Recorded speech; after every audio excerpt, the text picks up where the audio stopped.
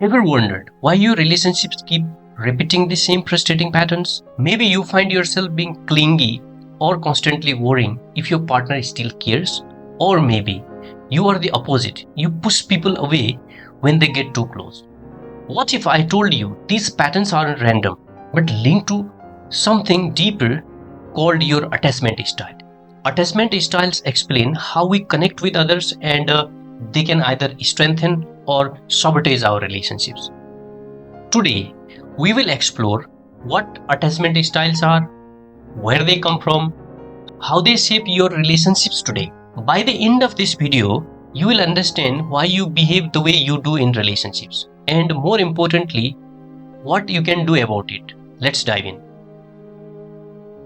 Attachment styles were first studied by John Bowlby, a psychologist who discovered that the way we bond with our caregivers as children profoundly impacts how we connect with people as adults. Later, Mary Ainsworth expanded his work with her famous strange situation experiment, where she observed how babies reacted when their caregivers left the room and returned. Here is the fascinating part. These attachment patterns don't disappear when we grow up. They follow us into adulthood, shaping how we love in a romantic relationship, support our friends, collaborate with colleagues at workplace. Let's explore how early connections shape the way you connect today. They are emotional patterns that determine how you connect with others in close relationships. Your attachment style forms based on early experiences, especially how your caregivers responded to your emotional needs when you were young. There are four primary attachment styles. Secure attachment, you feel safe and connected.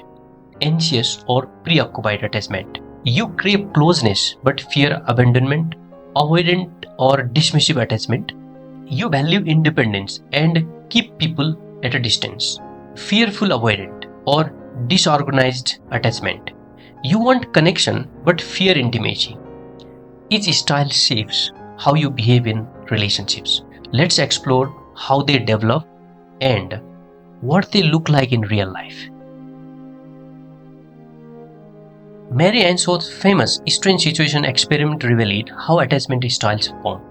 In this study, researchers observed how babies reacted when their caregivers left the room and returned. What they found is, babies with secure attachments were easily comforted when their caregivers came back. Babies with anxious attachments were overly distressed. Babies with avoidant attachment acted indifferent as if they didn't care. Why this matters? These early interactions create a relationship blueprint for how we handle closeness, trust, conflict. How we relate to loved ones today often mirrors these childhood patterns.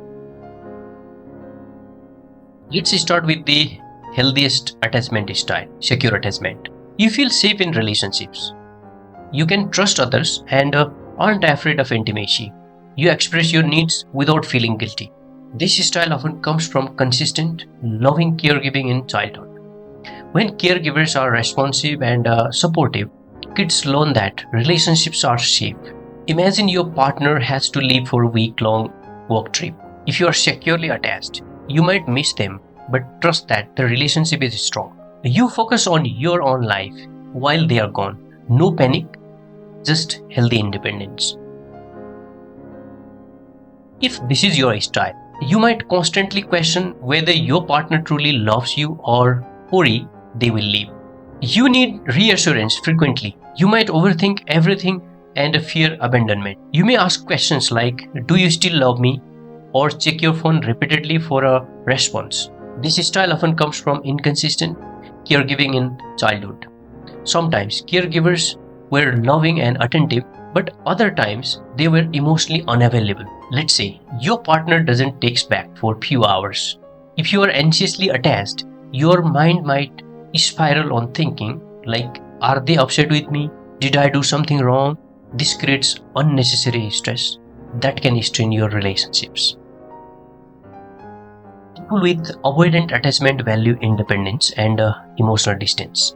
You feel uncomfortable with closeness. You may seem distant or emotionally unavailable. This often comes from emotionally distant caregiving, where feelings were dismissed or ignored. Imagine your partner asks, "How was your day?" If you are avoidantly attached, you might deflect with, "I'm fine," even if you are struggling inside. It's not that you don't care, it's that opening up feels very risky. Fearful avoidant attachment is a mix of anxious and avoidant behaviors.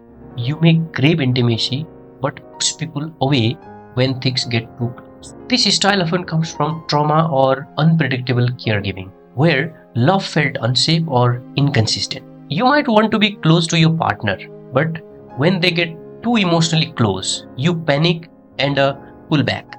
Your attachment style isn't permanent. You can change it with self awareness and the right tools. Now, subscribe so you don't miss part 2, where we will explore how to build healthier attachment patterns and heal past ones. You have got this. See you next time. Thank you. Good luck.